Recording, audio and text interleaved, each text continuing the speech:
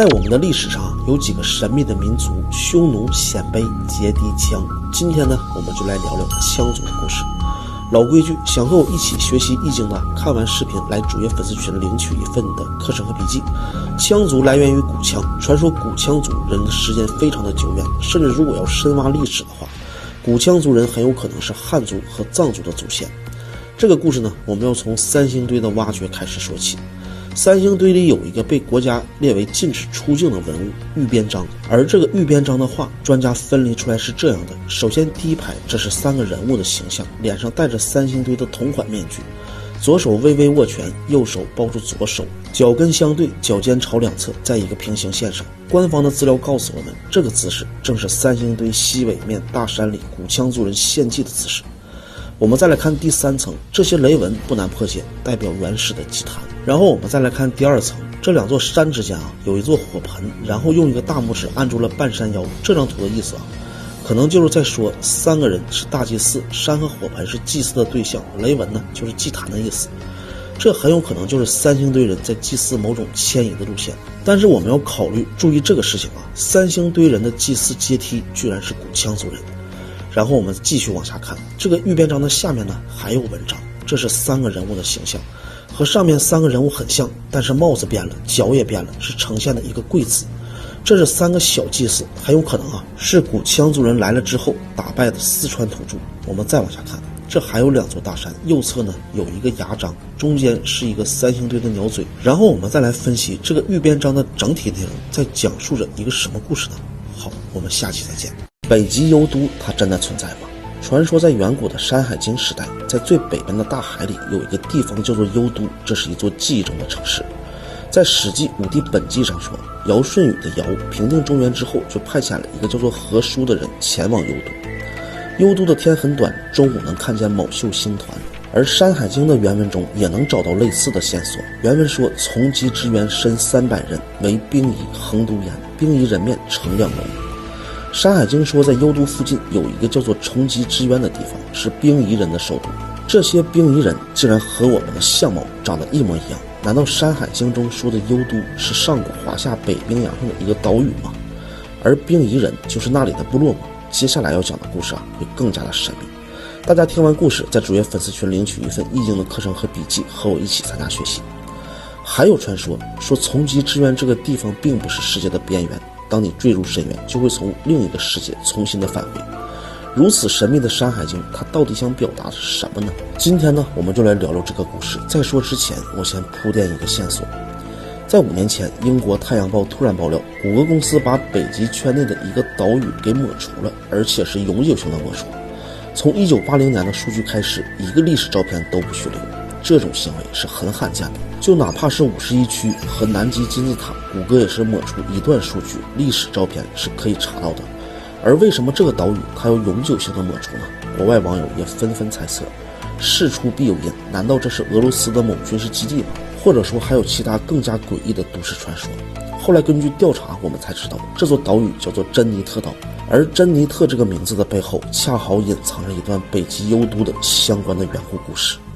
神秘的民族留下惊天的谜团，未知的玄关里面放着什么？诸葛亮当年七擒孟获的时候，他们的部队碰到了一个无比神秘的民族。这个少数民族，他们平均身高在1.5米到1.6米，个子不大，却异常的凶猛彪悍。传说在整个山林间来无影去无踪，完全抓不到他们的踪影。他们就是博人。今天呢，我们就聊聊关于他们的故事。还是老规矩，想和我一起学习易经的，看完视频来主页粉丝群领取一份你的课程和笔记。在我国的四川南部，曾经生活着一支特立独行的少数民族博人。从春秋战国时期一直到明代万历年间，他们长达2000多年的时间，一直在这片土地上工作、生息、繁衍。在此之后，便神秘消失在我们的历史之中，不知了去向。除了留在离地面高达100余米悬崖峭壁上265级悬棺，他们没有给后人留下任何的信息。我们看这些诡异的悬棺被悬挂在悬崖峭壁上面，到今天仍是个未解之谜。首先第一个，这些古代博人为什么要把悬棺费这么大的力气放置在这些悬崖峭壁之间呢？难道他们这些棺木里隐藏着什么不可告人的秘密吗？第二个，他们是怎么把这些棺木抬上去的，又是怎么定的这些木桩。这些悬棺和悬崖正好接近于90度，下面又是江河滔滔，根本就没有落脚点，就是利用我们现代化的设备和手段也很难能做得到。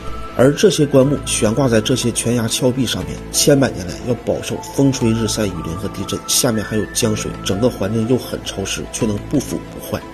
而且它们本身还很重，每一个估计达到超过100斤，再加上里面还有陪葬品和骨骸，而且这些悬棺周围还有数百幅的岩画，有动物的、跳舞的，还有踢毽子的、钓鱼的，各式各类的岩画。专家考证，这些岩画的时间是在2000多年前的春秋战国时期。而那个时候他们是怎么做到的这一切？在这样悬崖峭壁之上，你能达到那个位置就已经是个奇迹了，怎么还有闲情雅致在上面画画呢？后来这个地方因为修大坝，水位上涨，其中有2个棺木降到了水面的这个位置。我们这边就立刻组织了一个考古队过来，想看看这些神秘棺木里面究竟存放了什么。但是令人不解的是，他们来了之后是先烧纸钱，然后摆一个香案，接着再把2个博人棺木用红布给包起来，最后再放鞭炮，把这些流程都全部走完之后再慢慢揭开红布，打开棺椁。结果在这2个棺木之中他们找到了一把宝剑，上面有莫名其妙的文字，还有几十件造型怪异的玉器。在另外的一个棺木中呢，甚至还可以找到一把柳叶刀。这就奇怪了，这2个博人悬棺中为什么会放置这些奇怪的东西呢？而在那些其他的棺椁中又隐藏着什么秘密呢？上个世纪80年代，四川农村发生了一件奇事，简直是让人难以置信。这个普通人做梦都想不到的经历，竟然发生在一个农民的身上。那一年，他的母亲腿病又犯了，在家疼的是死去活来，眼泪横流。于是农民一大早就上集市买药，在回来的路上就遇到了一个问路的老头。这老头长得有些干瘦，肩上搭着一个麻布袋，长得平淡无奇。老头问完了路见到他手里拿的中草药，又行色匆匆、郁郁不乐的模样，就问他这是所谓何事啊？这个农民也没有隐瞒，把自己母亲的事儿就说了出来，一边诉说一边摇着头。这是一种顽固的问题，非常难以根除发作的时候只能吃点草药缓解一下。他是个孝子，看着母亲年年都被折磨，心里非常不是滋味。这老头一听他的话却咧嘴笑了起来，说道我还以为是什么大事呢，不就是潮湿入骨吗？小问题他听完一脸的惊讶。老头对他说，大千世界无奇不有，你认为的大问题，可能你不知道对的方法。这老头又拍着胸脯说道，带着我去你家。农民一听这话，将信将疑，带着老头就赶往他家，内心还祈祷着这个老头一定有真本事到了家之后，这个老头看到了这个门口捏息痛苦的不堪的老人，从兜里拿出来一根绳子，吩咐老人挽起裤脚。只见这老头捏着绳子，将一头点燃，又将明火吹灭，弯下腰，用仅剩的火星轻轻地吹进老人的膝盖。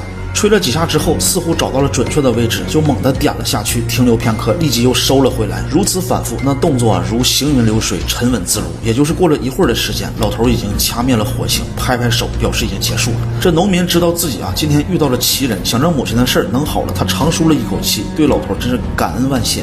这老头背着手说，你母亲这几十年毛病大大小小，我看你心性不差，也吃苦好学，就传点手艺给你吧。这个农民没想到还能学门手艺，自然也是满心欢喜，当天就给老头磕了3个响头，行了拜师礼。老头传给他的一个手抄本的书籍，书里面记载着各种的案例，还标注着人名。老头还告诉农民，这是他老朋友曾经收集整理的，里面有很多老先生一生的经验坊，曾经出版过，可惜因为一些原因无法再次出版。